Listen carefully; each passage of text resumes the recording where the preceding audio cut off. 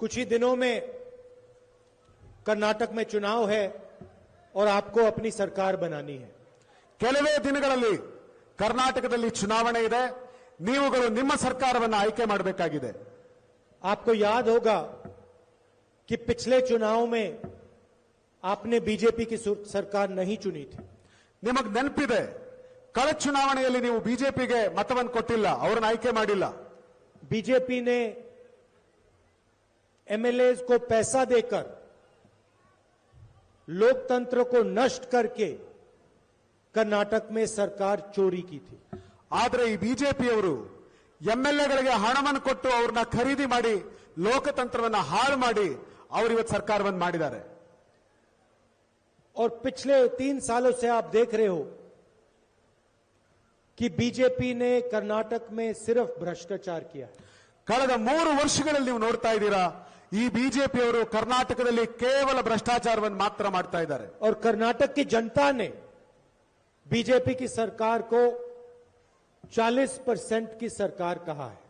ಕರ್ನಾಟಕದ ಜನ ಈ ಬಿಜೆಪಿ ಸರ್ಕಾರವನ್ನ 40% ಸರ್ಕಾರ ಅಂತ ಕರೀತಾ ಇದ್ದಾರೆ। मतलब जो भी ये काम करते हैं, छोटा से छोटा काम हो, बड़ा काम हो, कर्नाटक की जनता से 40% कमीशन चोरी करते हैं।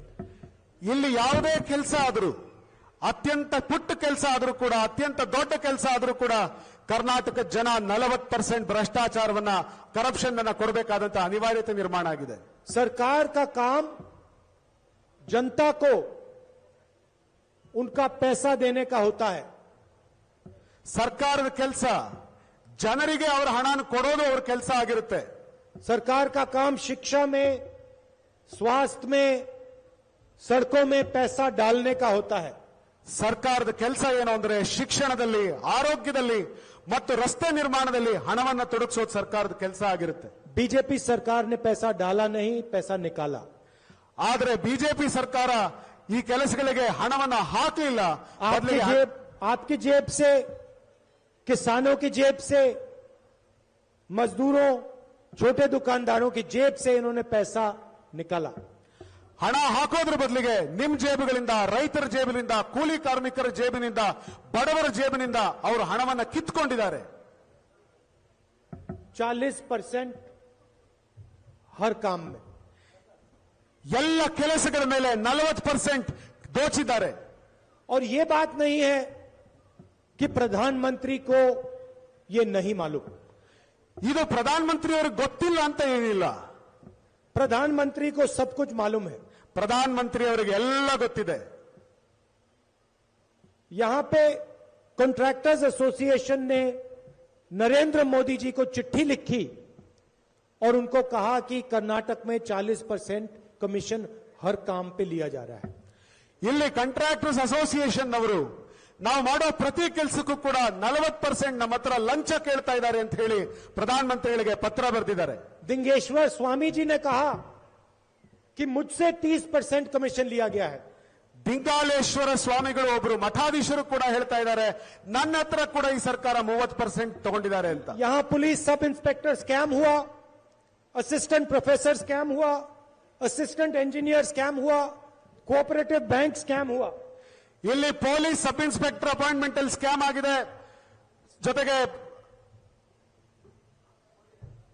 पुलिस ಎಂಜಿನಿಯರ್ಸ್ ಅಪಾಯಿಂಟ್ಮೆಂಟ್ ಅಲ್ಲಿ ಸ್ಕ್ಯಾಮ್ ಆಗಿದೆ, cooperative bank scam, cooperative bank sector ನಲ್ಲಿ ಸ್ಕ್ಯಾಮ್ ಆಗಿದೆ, ಪ್ರತಿ ಹಂತದಲ್ಲಿ ಕೂಡ ಇಲ್ಲಿ ಸ್ಕ್ಯಾಮ್ ಆಗಿದೆ। और बीजेपी के एमएलए ने स्वयं कहा, मीडिया को कहा कि कर्नाटक में सीएम की कुर्सी 2500 करोड़ के लिए बिकती है। ಬಿಜೆಪಿಯ ಎಂಎಲ್ಎನೇ ಸಾರ್ವಜನಿಕವಾಗಿ ಹೇಳಿದಾನೆ, 2,500 ಕೋಟಿ ಕೊಟ್ಟು ಈ ಕರ್ನಾಟಕದಲ್ಲಿ ಮುಖ್ಯಮಂತ್ರಿ ಆಗಿದ್ದಾರೆ ಇವರು ಅಂತ। तो प्रधानमंत्री को ये चीजें मालूम है, ये छुपी नहीं है। ಪ್ರಧಾನಮಂತ್ರಿಗಳಿಗೆ ಇದೆಲ್ಲವೂ ಕೂಡ ಗೊತ್ತಿದೆ, ಗೊತ್ತಿಲ್ಲ ಅಂತೇನಿಲ್ಲ। अगर कर्नाटक के हर बच्चे को ये मालूम है तो हिंदुस्तान के प्रधानमंत्री को भी ये मालूम होगा। ಕರ್ನಾಟಕದಲ್ಲಿರುವಂತಹ ಪ್ರತಿ ಮಗುಗೂ ಇದು ಗೊತ್ತಿದೆ ಅಂತ ಅಂದಮೇಲೆ ಈ ದೇಶದ ಪ್ರಧಾನಮಂತ್ರಿಗೂ ಕೂಡ ಇದು ಗೊತ್ತಿರಲೇಬೇಕು। तो मेरा सवाल नरेंद्र मोदी जी से यह है कि पिछले 3 सालों में जब आपको मालूम था कि कर्नाटक में 40% चोरी हो रही है, तो आपने क्या किया? ನಾನು ಪ್ರಧಾನಮಂತ್ರಿ ಕೇಳಲಿಕ್ಕೆ ಬಯಸ್ತೇನೆ, ಇಷ್ಟೆಲ್ಲ ಅನ್ಯಾಯ ಆಗ್ತಿದೆ ಅಂತ ನಿಮಗೆ ಗೊತ್ತಿದ್ರು ಕೂಡ ಕಳೆದ 3 ವರ್ಷದಿಂದ ನೀವು ಇದನ್ನು ನಿಲ್ಲಿಸೋದಕ್ಕೆ ಏನ್ ಮಾಡಿದೀರಾ? आपने चोरी को रोकने की कोशिश की? ನೀವು ಈ ಒಂದು ಲೂಟಿಯನ್ನ ನಿಲ್ಲಿಸುವಂತ ಪ್ರಯತ್ನ ಮಾಡಿದೀರಾ? आपने भ्रष्टाचारियों को पकड़ने की कोशिश की? ನೀವು ಈ ಭ್ರಷ್ಟರನ್ನ ಹಿಡಿಯೋದಕ್ಕಾಗಿ ಏನ್ ಮಾಡಿದೀರಾ? आपने एक कदम नहीं उठाया। ಒಂದೇ ಒಂದು ಹೆಜ್ಜೆ ಕೂಡ ನೀವು ಇಟ್ಟಿಲ್ಲ. क्यों नहीं उठाया? ಯಾಕೆ ಇಡ್ಲಿಲ್ಲ? और अगर आप आज आते हो, कर्नाटक की जनता से वोट मांगने आते हो, ನೀವು ಕರ್ನಾಟಕಕ್ಕೆ ಬರ್ತೀರಿ, ಕರ್ನಾಟಕ ಜನರನ್ನ ವೋಟ್ ಕೇಳಕ್ ಬರೋದೇ ಆದ್ರೆ तो आपको यह समझाना चाहिए कि जब कर्नाटक की जनता से 3 साल के लिए 40% चोरी किया जा रहा था, तो हिंदुस्तान के प्रधानमंत्री ने क्या एक्शन लिया, क्या डिसीजन लिया, रोकने की कैसे कोशिश की, यह बताना चाहिए। ಕರ್ನಾಟಕ ಜನರನ್ನು ವೋಟ್ ಕೇಳೋದಕ್ಕಿಂತ ಮುಂಚೆ ಈ ದೇಶದ ಪ್ರಧಾನಮಂತ್ರಿ ಜನರಿಗೆ ಹೇಳಬೇಕು, ಕಳೆದ 3 ವರ್ಷಗಳಿಂದ ಈ ಒಂದು 40% ಭ್ರಷ್ಟಾಚಾರವನ್ನು ನಿಲ್ಲಿಸೋದಕ್ಕೋಸ್ಕರ ಯಾವ ಕೆಲಸ ನಾವು ಮಾಡಿದೀವಿ ಅನ್ನೋದನ್ನ ಜನರಿಗೆ ಮೊದಲು ಹೇಳಬೇಕು। अब मैंने आपको कहा कि सरकार का काम जनता को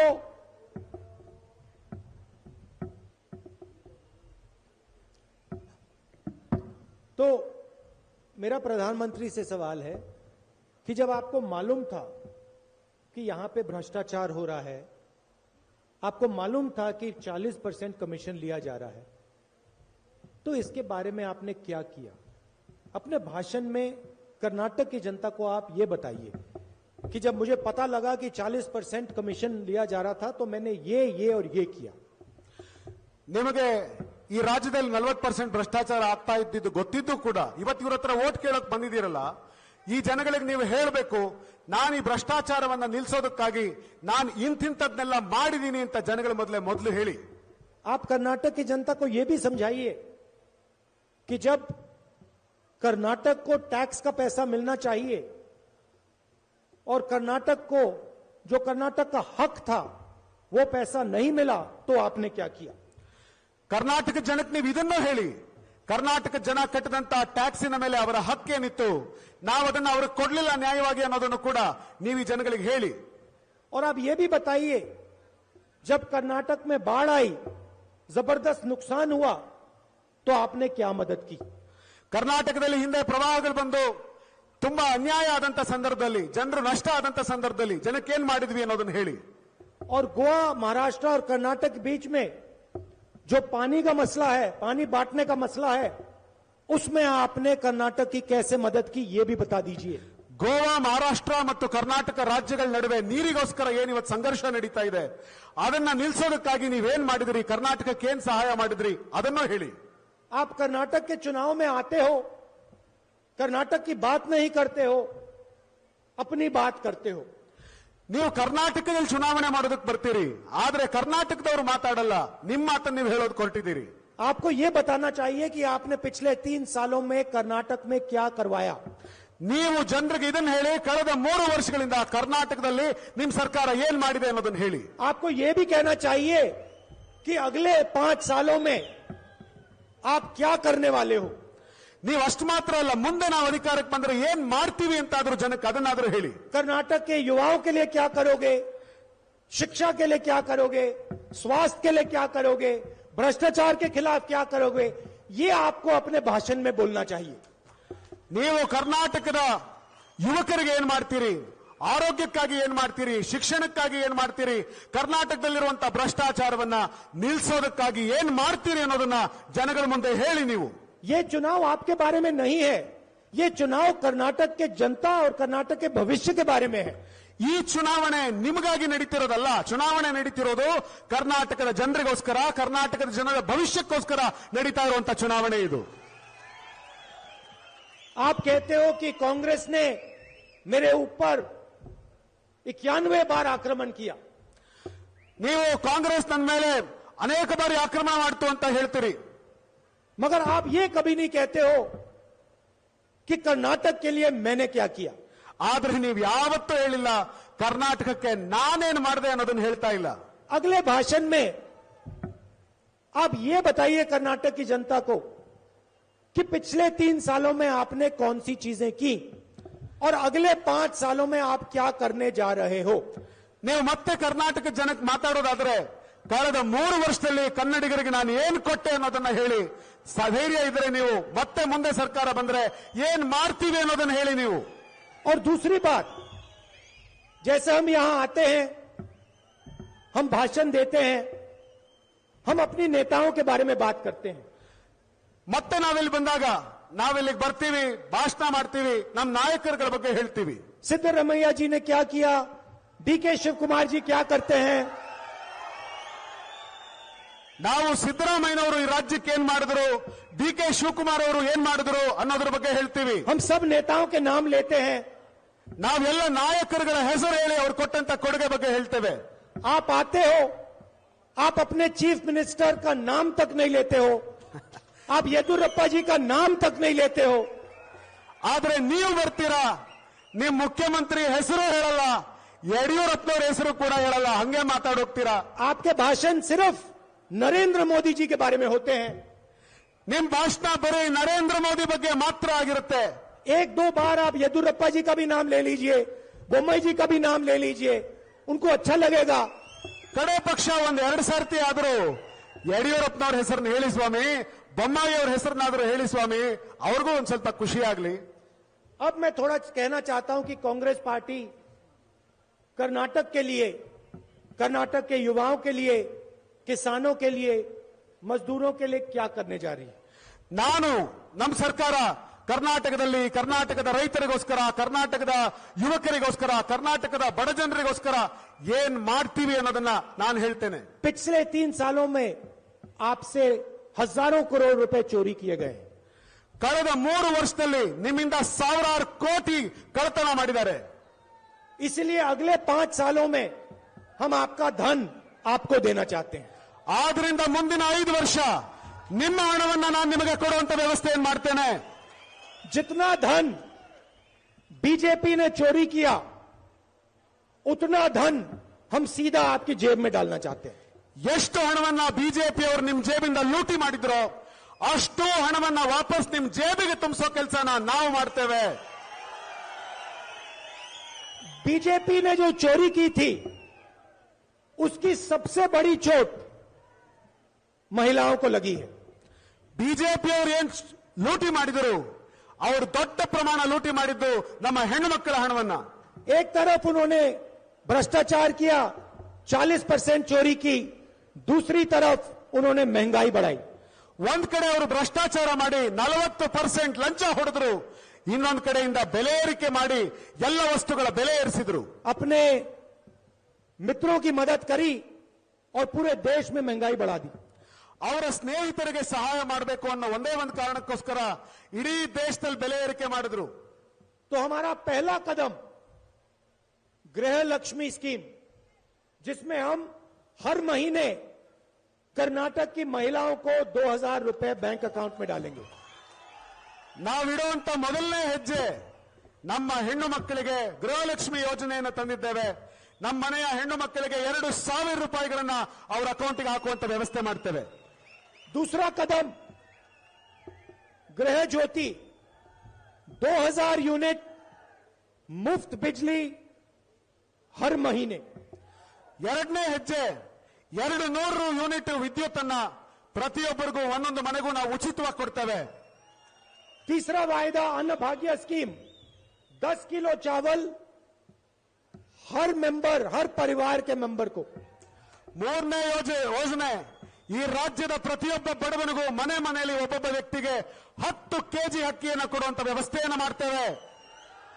चौथा वायदा, जिसको हम सखी कहते हैं, महिलाओं के लिए पब्लिक ट्रांसपोर्ट मुफ्त में. 4ನೇ ವ್ಯವಸ್ಥೆ ನಮ್ಮ ಹೆಣ್ಣು ಮಕ್ಕಳಿಗೆ ಸಖಿ ಅನ್ನೋ ಯೋಜನೆ ತಂದಿದ್ದೇವೆ. ನಮ್ಮ ಹೆಣ್ಣು ಮಕ್ಕಳು ಬಸ್ಸಲ್ಲಿ ಓಡಾಡಿದರೆ ಅವರಿಗೆ ಸಂಪೂರ್ಣವಾಗಿ ಉಚಿತ ಮಾಡ್ತೇವೆ, ಬಸ್ ಟಿಕೆಟ್ ಉಚಿತ ಮಾಡ್ತೇವೆ. अगर कोई भी महिला कर्नाटक में बस में जाएगी, पब्लिक बस में जाएगी, सरकारी बस में जाएगी, तो उसे 1 रुपया नहीं देना पड़ेगा. ಕರ್ನಾಟಕದಲ್ಲಿ ಯಾವುದೇ ಹೆಣ್ಣು ಮಗಳು ಸರ್ಕಾರಿ ಬಸ್ಸಲ್ಲಿ ಓಡಾಡಿದರೆ ಅವಳ ಹತ್ರ 1 ರೂಪಾಯಿ ಕೂಡ ಇಸ್ಕೊಳ್ಳೋದಿಲ್ಲ ಇನ್ಮೇಲೆ. भाई और बहनों, नोटबंदी और जीएसटी ने कर्नाटक में बेरोजगारी फैला दी है. ನೋಟ್ ಬಂದಿ ಮಾಡಿದ್ರಿಂದ ಜಿಎಸ್ಟಿಯನ್ನ ಜಾಸ್ತಿ ಮಾಡಿರೋದ್ರಿಂದ ಕರ್ನಾಟಕದಲ್ಲಿ ಇವತ್ತು ನಿರುದ್ಯೋಗ ಜಾಸ್ತಿ ಆಗಿದೆ. बीजेपी ने कॉलेजेस और यूनिवर्सिटीज को प्राइवेटाइज कर दिया. ಬಿಜೆಪಿಯವರು ಕಾಲೇಜ್ಗಳನ್ನ ಯೂನಿವರ್ಸಿಟಿಗಳನ್ನು ಕೂಡ ಪ್ರೈವೇಟೈಸ್ ಮಾಡಿಬಿಟ್ಟಿದ್ದಾರೆ. युवाओं को रोजगार नहीं मिलता है. ये कर्नाटक की सच्चाई है. ಕರ್ನಾಟಕದಲ್ಲಿ ಯುವಕರಿಗೆ ಉದ್ಯೋಗ ಸಿಗ್ತಾ ಇಲ್ಲ, ಇದು ಸತ್ಯ. इसलिए हम कर्नाटक के युवाओं के लिए युवा निधि स्कीम ला रहे हैं. ಆದ್ರಿಂದಲೇ ನಾವು ಕರ್ನಾಟಕದ ಯುವಕರಿಗೋಸ್ಕರ ಯುವ ನಿಧಿ ಅನ್ನುವಂತ ಯೋಜನೆಯನ್ನು ತಗೊಂಡು ಬರ್ತಾ ಇದ್ದೇವೆ. नरेंद्र मोदी जी ने, कर्नाटक के चीफ मिनिस्टर ने आपको बेरोजगारी दी, हम आपको युवा निधि देने जा रहे हैं. ನರೇಂದ್ರ ಮೋದಿ ಅವರು ಮತ್ತು ಕರ್ನಾಟಕ ರಾಜ್ಯದ ಮುಖ್ಯಮಂತ್ರಿ ನಮ್ಮ ಯುವಕರನ್ನ ನಿರುದ್ಯೋಗಿಗಳನ್ನು ಮಾಡಿದ್ರು, ನಾವು ನಿಮಗೆ ಯುವ ನಿಧಿಯನ್ನ ಕೊಡ್ತೇವೆ. युवा निधि का मतलब 2 साल के लिए हर ग्रेजुएट को 3,000 रुपए हर महीना मिलेगा. ಡಿಗ್ರಿ ಮುಗಿಸಿರುವಂತಹ ಪ್ರತಿಯೊಬ್ಬ ಯುವಕನಿಗೂ ಕೂಡ ಪ್ರತಿ ತಿಂಗಳು ಅವನಿಗೆ 3,000 ರೂಪಾಯಿ ಸಿಗೋ ತರ ನಾವು ಮಾಡ್ತೇವೆ.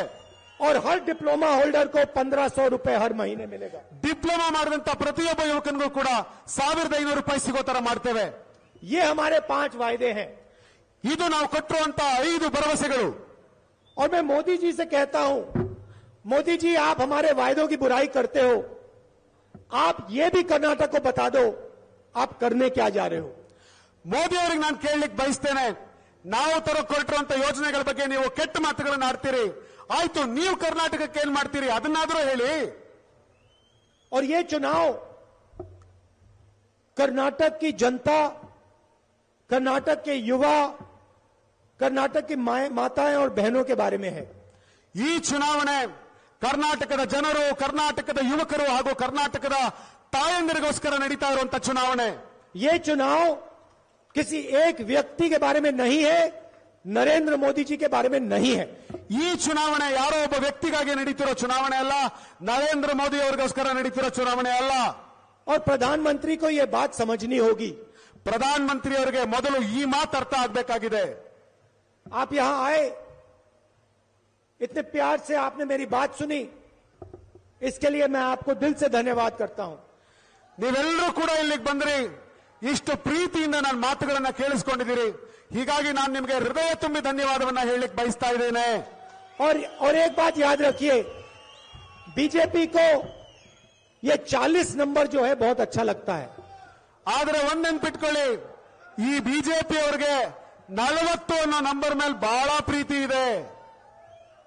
हर कॉन्ट्रैक्ट में, हर काम में इन्होंने आपको ये 40 नंबर याद दिलाया था.